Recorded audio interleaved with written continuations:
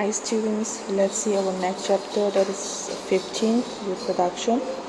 So reproduction is reproduction means it is a process in which living organisms produce new offspring.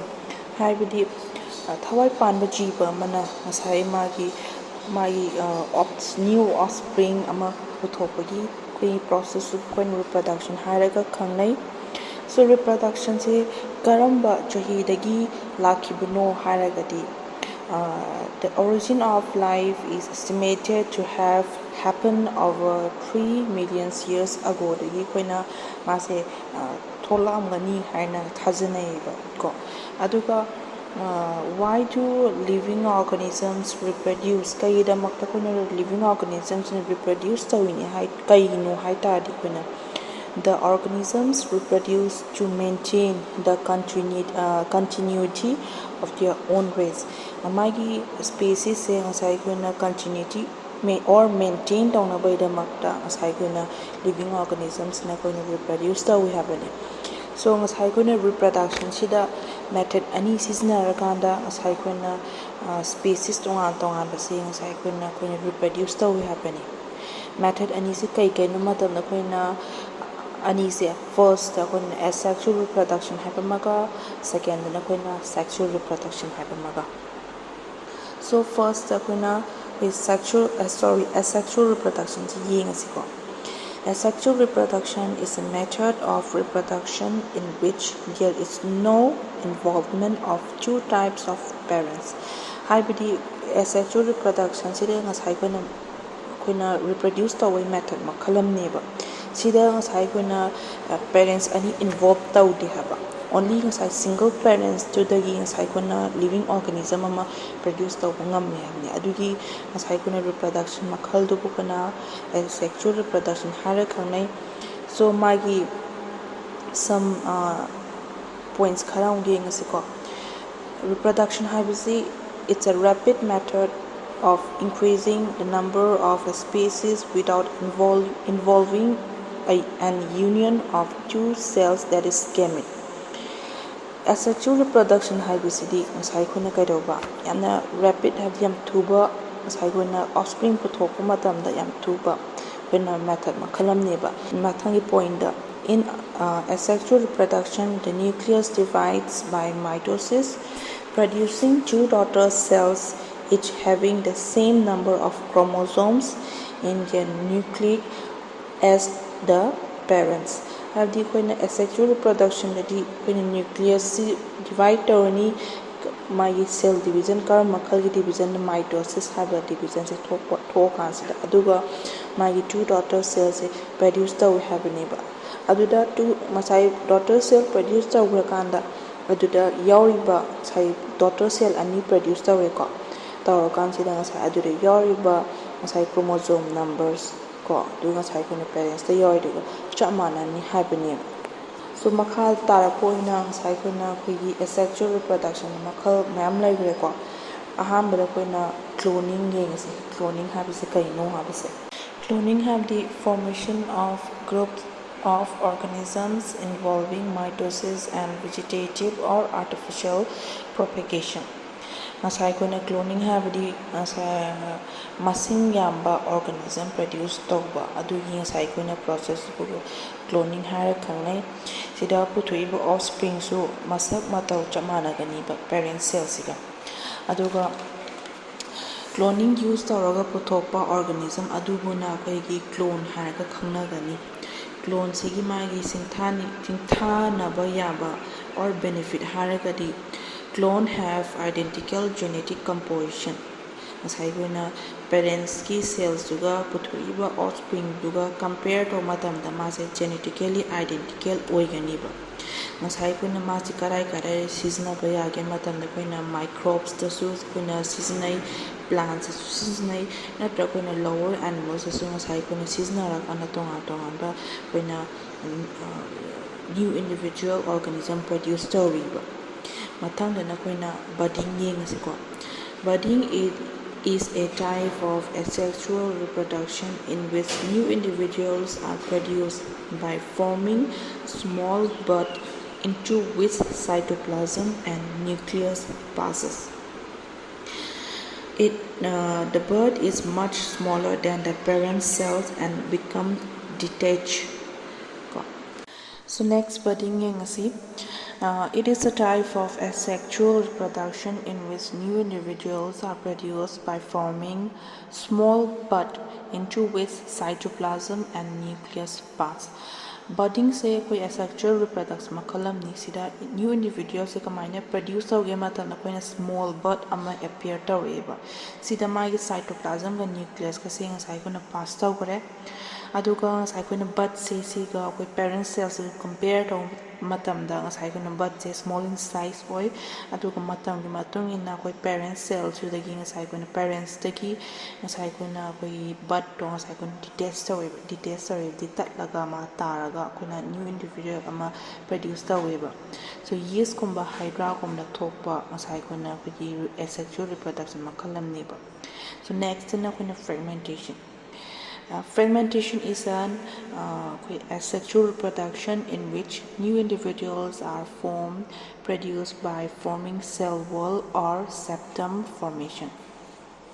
Seeking a cycle of fragmentation, sinanga cycle na asexual reproduction makala ni sidanga sa new individuals kamay na form tawin mata na koina cell wall na traga koina septum formation tawra kanda nga sai koina another new individual mga sai koina form taweba sinang sai koina filamentous algae like koina spirogia haiba nga sai koina species sida nga sai tok pa ko fragment koigi asexual reproduction makalam ni next si koina sporulation or spore formation haibani.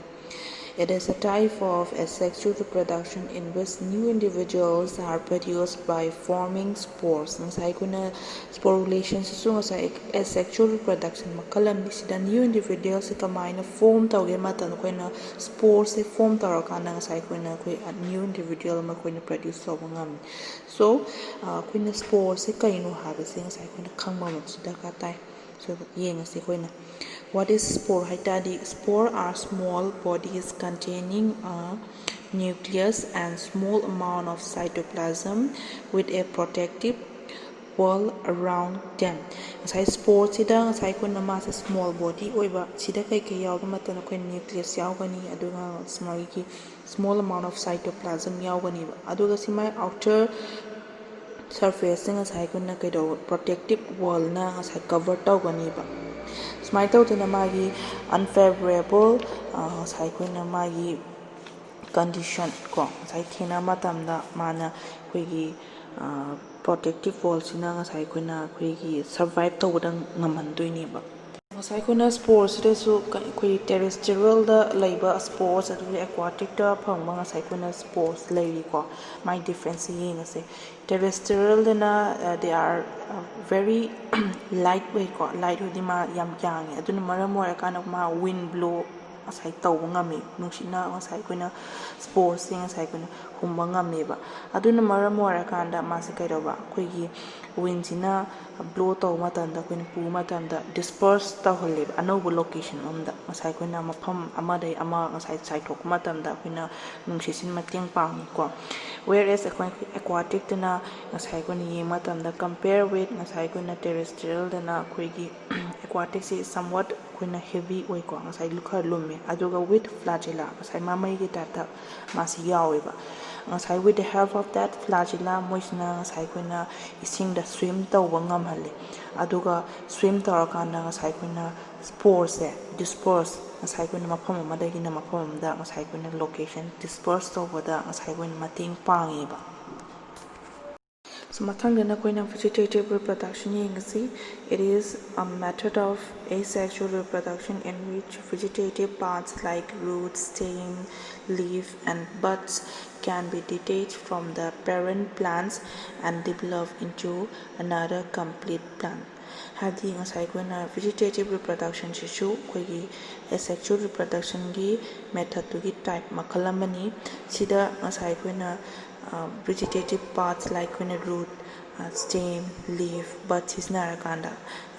Parents ki pambi de ki details thadala kanda ma thara kanda anova complete koigi plan ama ngasai akhoi develop tawba ngameba moigi ngasai ko vegetative part sidagi example oina kaina karam akhoi panbi tawba yage matan akhoi sweet potato the onion sigumba se ngasai akhoi mostly akhoi seasonable akhoi vegetative parts seasonable ngasai ko vegetative reproduction akhoi use taweba.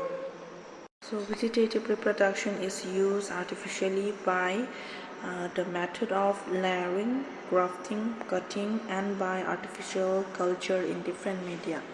Ngasai vegetative reproduction artificially ko insai ko na koigi seasonaba yai sida ko layering hadi ko na crabs da seasonaba ngasai method makalamni grafting haraga nang sai ko na panbi ani ngasai ko na use sarakanda koigi thaba koigi method tuni cutting haraga na ko na masa mekta kathalaga ngasai ko na ko thazalakana ko hograpa adugumba method tuni and by artificial culture in different media the laboratory da tongan media or culture sizinaraganda koina thaba duguma method tuneba. Matangda koina micropropagation or tissue culture yengsi. It is a technique of propagation of plants from cells, tissues or organ by using the method of tissue culture. Tissue culture haba technique sizinaraganda panbi tongan ba koina cells, tissue or organs use toraganda koigi anova new individual panbi ma produce tawbane ba koi tissue culture haise sida panbi stem obeya root obeya leaf obeya seasonal kanda ma singa sai kuna media tongan media da media sida koi tongan nutrients se hapane ko media se su koi na sterilize oigadam ni sterilize hadi sai contamination thoktraba or free from microbes oiraba sterilize or medium sida hapane koi na koi panbi parts kaise. Look, after some days, a mass of undifferentiated cells known as callus is developed.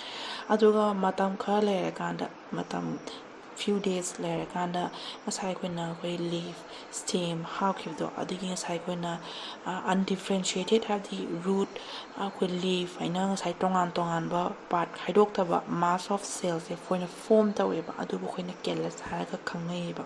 So callus form the cells of callus is transferred to another media containing hormone.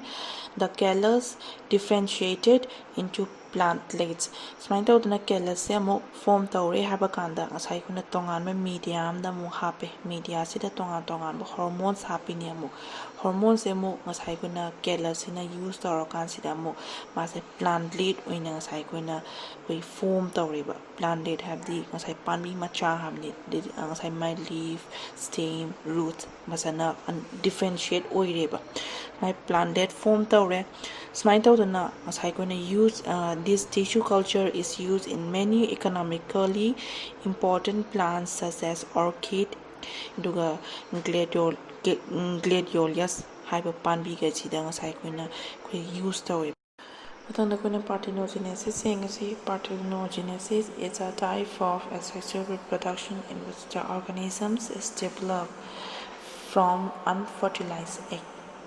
Asai kuna parthenogenesis the asai kuna living organisms say unfertilized egg dagi kuna form tawe happening ba. Parthenogenesis it may be natural or artificial process oibe. Natural parthenogenesis yakuna plant it may be found in plants and animals yakuna phangi aduga non flowering plants like spirochia aduga chara marcelia hai panbi da koina phangi aduga sai kuna flowering plants dana kai thalictrum aduga sunflowers family or tomato family da koina koi parthenogenesis se thokanda koi reproduction to eva smile to the koi animals like koina aphids or green fly da sai kuna parthenogenesis hai process se thokanda koina reproduce taweba atubu ma se koina asexual reproduction su thokanda mana another species ama form tawba ngamba aduguma species oiba.